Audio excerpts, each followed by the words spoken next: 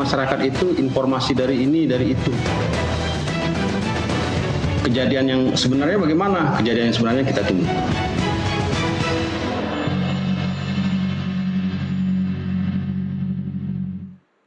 Selamat malam pemirsa, Anda kembali mengikuti Dialog NTV Prime, saya Doni De Keizer. Seorang anggota TNI Angkatan Darat, Prada Luki Cepril Saputra Namo, tewas dalam masa kedinasan yang masih seumur jagung. Prada Luki baru 2 bulan berdinas di Batalion Teritorial Pembangunan 834, Waka Ngamere, Nagekeo, Nusa Tenggara Timur. Orang tua Prada Luki yang juga anggota TNI aktif, tidak bisa menerima kematian anaknya dari temuan banyak luka lebam di sekujur tubuh yang memperkuat dugaan adanya tindak kekerasan. Kini sejumlah personel TNI Angkatan Darat yang diduga terlibat dalam penganiayaan Prada Luki sudah ditahan dan kasusnya tengah ditangani secara intensif oleh Kodam 9 Udayana. Pemirsa, kami ajak Anda untuk membahas kasus yang tengah menuai sorotan publik ini bersama Wakil Kepala Penerangan Kodam 9 Udayana, Letnan Kolonel Infanteri Amir Syarifuddin langsung dari Denpasar. Selamat malam Pak Amir. Selamat malam, Mas. Terima kasih bersama kami Pak Amir. Yang pertama kami sampaikan turut berduka cita atas peristiwa ini dan juga prihatin. Untuk selanjutnya bagaimana Pak perkembangan pengusutan kasus ini Pak Amir? Untuk perkembangan saat ini proses masih terus berjalan sehingga apa yang terjadi kita masih belum begitu mendapatkan informasi, termasuk kronologisnya. Apa yang beredar itu kami yakinkan bahwa itu cuma satu pihak. Nanti kita bisa dengar dari tim investigasi. Ya, artinya di luar sana banyak berita yang masih simpang siur ya Pak Amir ya. Anda bisa klarifikasi bahwa berita itu tidak sepenuhnya benar Pak Amir? Saya sepakat bahwa berita yang berada di luar itu entah informasinya dari mana, dan itu juga yang beredar di luar kan kita tidak tahu apakah dia mengalami kasus itu atau dia mengikuti kasus itu, atau dia sendiri berada di situ. Sehingga kita boleh yakinkan saat ini kita menunggu hasil dari tim investigasi yang sedang berjalan. Ya Pak Amir, saya ingin konfirmasi apakah benar sudah sebanyak 20 orang anggota Anda diperiksa? Karena ada beberapa informasi lain saya terima ada sekitar 24. Yang benar berapa orang Pak? Yang diperiksa itu sebenarnya adalah 24. Ya. Jadi yang 4 itu mereka diamankan. Posisi diamankan karena kita mencegah hal-hal yang tidak diinginkan. Jadi yang diperiksa sudah 20. 4-nya sudah diamankan berarti Pak Amir ya? Ya, kita amankan. Pak Amir, kategori 4 yang sudah diamankan ini atau mungkin ditangkap ini, kriterianya apa sehingga yang bersangkutan 4 orang ini harus diamankan? Apakah memang memenuhi unsur-unsur melakukan kekerasan begitu Pak? Mereka diamankan dalam rangka kita mencegah terjadinya korban lebih banyak. Jangan sampai nanti ada main hakim sendiri. Sedangkan dari tim investigasi pun itu belum ada keluar hasil. Jadi jangan sampai hanya karena isu yang beredar di masyarakat, mereka sampaikan 4 orang ini yang bersalah. Karena kita tidak amankan, main hakim sendiri. Jadi akan timbul kerugian yang lebih besar. Artinya kita percayakan kepada tim investigasi dah. Iya, betul. Kita harus percayakan Pak. Tetapi kata main hakim sendiri itu indikasinya akan datang dari keluarga korban, begitu Pak? Kami tidak sebut begitu, tapi kami mencegah lebih baik daripada kami terjadi korban berikutnya. Bisa saja dari satu rekannya angkatan, bisa saja dari keluarga atau dari masyarakat yang merasa memiliki simpati dengan kasus ini. Ya. Artinya ketika berita di luar masih simpang siur, tentunya harapan masyarakat terhadap pengusutan kasus ini harus berlangsung dengan cepat Pak ya. Apa yang Bapak bisa sampaikan kepada masyarakat bahwa Kodam 9 Udayana terus-menerus dan intensif, bahkan Pangdam sendiri melakukan pengawasan khusus terhadap kasus ini Pak. Begitu Pak ya? Iya benar. Pangdam sendiri atensi terhadap pengusutan ini, kasus ini, karena ini secara tidak langsung itu membawa citra negatif kepada kita. Jadi prosedur hukum yang berlaku kita hormati untuk mengungkap kebenaran secara transparan, objektif. Nah, nanti jika terjadi dalam hasil investigasi itu ada pihak yang melanggar hukum, kita akan tetap menjunjung hukum, yang bersalah tetap akan dihukum. Ya, ini hukum militer kan Pak, bukan hukum sipil Pak? Ya, sementara kita hukum militer. Sementara kita berdasarkan pedoman azas praduga tidak bersalah. Baik, Pak Amir, saya minta konfirmasi dari Pak Amir terkait dengan tubuh dari korban atau almarhum yang penuh dengan luka lebam. Ada juga berita yang menyatakan ada beberapa luka sayatan. Bisa dikonfirmasi, Pak? Itu nanti saya tidak bisa konfirmasi, cuman foto yang beredar begitu, ya silakan saja sementara ini masyarakat menerjemahkan itu bagaimana. Karena begini Mas, kalau misalnya saya jawab, saya bukan kapasitas untuk, seharusnya itu memang nanti dari hasil itu ada nanti keterangan. Tim investigasi nanti akan memberikan keterangan. Itu sebenarnya apa? Ya, bagaimana Kalau dengan memang, autopsi, Pak Amir? Kalau untuk otopsi, sebenarnya gini Mas, itu kan kejadian di Nagikeo. Nagikeo itu kabupaten yang salah satu kabupaten yang berada di NTT. Itu apa namanya, fasilitasnya itu boleh kita bilang di situ tidak ada. Sehingga proses untuk otopsi kita harus, ya mungkin di Kupang juga mungkin ada, tapi kita tidak tahu, nanti kita dalam. Dan proses itu pun tidak bisa kita ujuk-ujuk atau langsung minta proses itu, tapi ada prosedur yang harus kita lalui. Termasuk persetujuan keluarga begitu, Pak? Termasuk persetujuan keluarga, data-data, foto rongsen, yang lain-lain itu tetap kita harus lampirkan.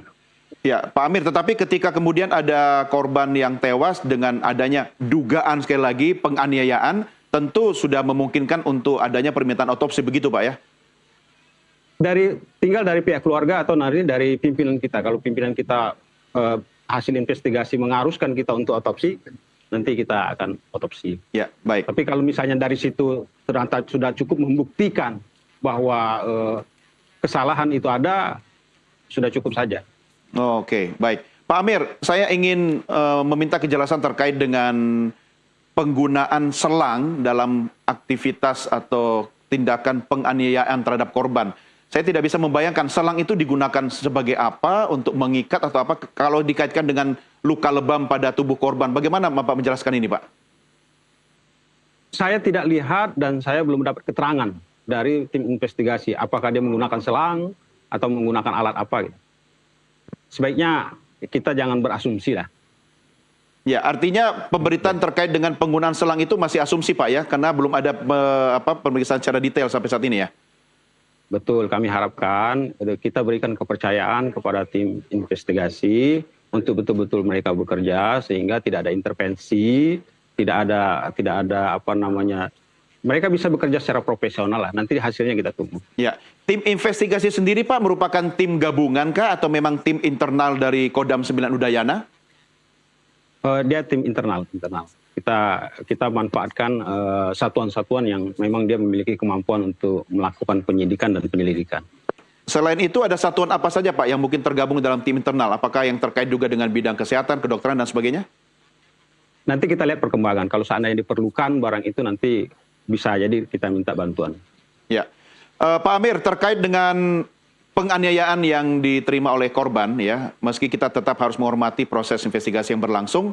Kalau saya boleh konfirmasi ke Bapak, itu dilakukan oleh senior, pangkat senior yang melakukan penganiayaan, termasuk 20 orang dan 4 yang sudah diamankan ini, pangkatnya seperti apa, levelnya berapa tingkat di atas korban, Pak? Oh, saya sementara tidak bisa jawab itu karena dia variatif, Mas.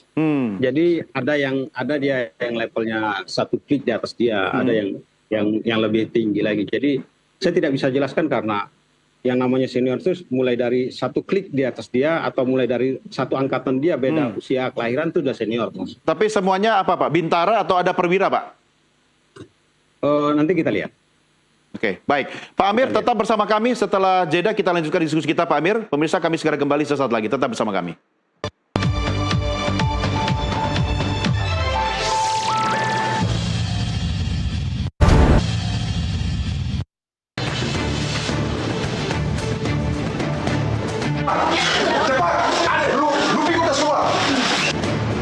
Jadi yang beredar di masyarakat itu informasi dari ini, dari itu. Kejadian yang sebenarnya bagaimana? Kejadian yang sebenarnya kita tunggu.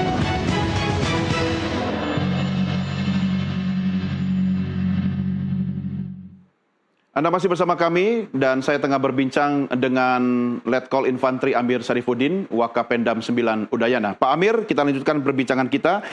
Kalau bicara tentang kasus kekerasan yang kemudian terjadi di institusi TNI khususnya Angkatan Darat, saya tidak banyak catatan Artinya kita cukup prihatin ketika kemudian ada korban meninggal. Tapi tahun 2023 tentu Anda ingat itu Prada MZR, anggota Yonzipur Ambarawa juga tewas dianiaya oleh seniornya. Dan Pak Amir, saya tahu bahwa pembinaan itu sangat pendisiplinan ya, atau aktivitas di lingkungan TNI khususnya Angkatan Darat itu kan sangat disiplin, kemudian pendekatan secara fisik itu sudah biasa terjadi dan bukan aktivitas kekerasan yang berujung kepada penganiayaan. Nah, bagaimana Anda kemudian menyampaikan pesan kepada masyarakat bahwa ini sebenarnya adalah aktivitas pembinaan, bukan kekerasan, tetapi akhirnya ada korban. Bagaimana Pak Amir? Ya, Mas. Jadi sebenarnya pembinaan itu terukur. Tidak main hakim sendiri atau tidak brutal. Jadi terukur. Dan itu pun harusnya ada pengawasan, ada pendampingan, ada termasuk kita harusnya pembinaan itu lebih kedepankan sisi kemanusiaan. Karena yang kita hadapi itu adalah generasi-generasi yang nanti akan menggantikan kita. Ya, ketika pembinaan atau pendisiplinan itu dilakukan, tentu kan tidak brutal dan pasti ada yang mengawasi, Pak ya. Nah, kalau sampai masih ada yang mengawasi tetapi kemudian jatuh korban, apakah ini kecolongan atau yang harusnya mengawasi malah ikut dalam aktivitas penganiayaan, Pak? Nah, itu kembali lagi ke pertanggungjawaban. Maka yang tertua atau yang saat itu melakukan pembinaan tapi tidak terukur, dia harus bertanggung jawab terhadap apa yang dia lakukan. Sampai level di mana Pak tanggung jawab itu kemudian harus diemban?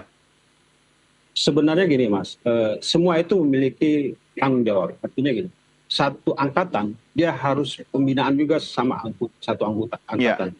Karena pada saat dia melihat rekannya itu berbuat tidak baik, maka dia harus menegur, dia harus mengingatkan. Atasannya juga begitu, pimpinannya juga begitu. Jadi kita secara simultan semua harus dibuat begitu. Jangan sampai satu orang berbuat pembiaran mengakibatkan kita punya nama institusi jadi tidak baik. Ya, Pak Amir, aktivitas penganiayaan itu berlangsung di lingkungan markas, di luar markas atau di mana, Pak? Itu yang mungkin diduga mungkin. Ya, diduga penganiayaan mungkin. Ya, dugaan penganiayaan itu sementara masih dalam penelitian dan penyidikan itu di dalam markas, lingkungan atau kawasan markas atau bagaimana tuh Pak? Ceritanya kalau menurut tim investigasi itu kita belum dapat secara aktualnya gimana. Karena kita tidak tahu apakah itu proses itu berjalan jauh atau berjalan panjang, prosesnya itu panjang, mulai dari awal sampai dengan almarhum meninggal dunia. Ya, kita tetap menghormati proses pemeriksaan yang dilakukan oleh tim investigasi sampai saat ini.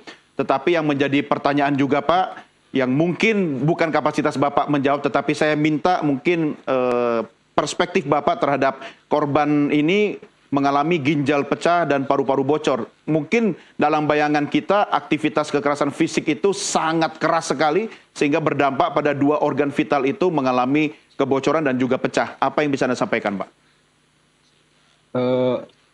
Itu kalau mengakibatkan cedera atau cacat begitu atau mengalami kerusakan begitu, secara logika memang itu keras. Artinya sudah tidak berbenturan dengan barang-barang yang tersebut. Tetapi proses itu tidak langsung muncul. Proses itu bisa saja mungkin dari awal kejadian sudah ada mungkin. Ada akumulasi begitu Pak ya? Akumulasi. Karena kita juga harus menyadari diri kita kalau kita sudah baik, orang mungkin akan baik sama kita. Oke, artinya bisa saja ada trigger atau pemicu yang sampai saat ini masih dalam penelitian begitu Pak ya? Iya, bisa jadi. Karena itu kita boleh dibilang bahwa investigasi masih terus berjalan. Ya, ada target Pak, tim investigasi akan menyelesaikan tugasnya dan menyampaikan ke publik itu kapan Pak? Targetnya secepat-cepatnya karena ini jadi persoalan ini blunder buat kita. Jadi secepat-cepatnya. Oke, kita menantikan. Kita menantikan tim investigasi bekerja dengan cepat. Pak, ada satu hal yang mungkin harus dilakukan pendekatan Pak kepada keluarga korban khususnya orang tua. Bapak tentu sudah sering melihat rekaman videonya sang ayah yang juga prajurit TNI aktif, sangat sedih, kecewa, dan bahkan marah. Kita tidak ingin yang bersangkutan kemudian nekat sampai lupa pada tugasnya sebagai prajurit TNI, bahkan berbalik melawan atau melanggar hukum. Apa yang bisa Bapak sampaikan, Pak? Ya, kami menyampaikan turut berduka cita kepada keluarga bahwa ini kita harus memang selesaikan persoalan ini, jangan sampai berlarut. Yang pertama, yang kedua, kita jangan terbawa kepada isu-isu yang beredar di luar. Kita sebagai aparat, kita harus bisa memilih apa yang seharusnya kita lakukan. Yang ketiga, percayakan pengusutan ini kepada tim investigasi. Sehingga apa? Kita sebagai prajurit, kita harus tahu batas mana yang nanti harus kita lakukan. Upaya hukum apa yang kita harus lakukan. Jadi jangan membabi buta lah. Atau kita tahulah proses hukum yang harusnya kita tempuh. Sehingga kita secara tidak langsung kita bagian daripada keluarga besar TNI, tidak mencederai TNI. Ya. Tapi ya kami turut berduka cita lah.